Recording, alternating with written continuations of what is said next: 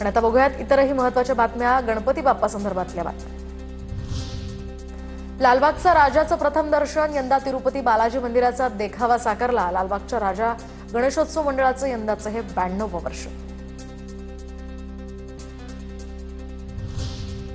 74व्या वर्षी मुंबईतील वरळी पोलीस कॅम्पमधील राजाचंही जल्लोषात आगमन, पोलीस अधिकाऱ्यांकडून गणपती बाप्पाचं पूजन संपन्न।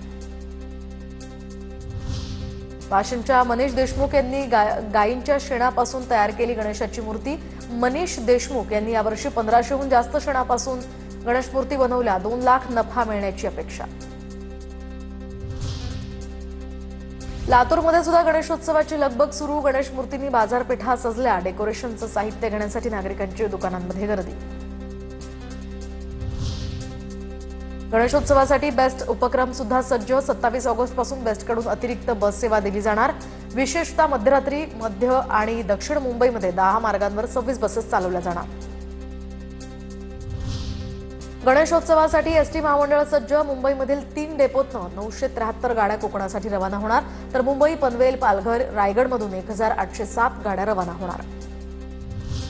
लासलगावमधून कोकणवासियांसाठी 22 जास्तीच्या एसटी बसेस मुंबई ठाण्यात पाठवल्या, त्यामुळे 122 फेऱ्यांमध्ये एसटीच्या 73 फेऱ्या रद्द। लासलगावमधील ग्रामीण भागातील प्रवाशांचे यामुळे हाल।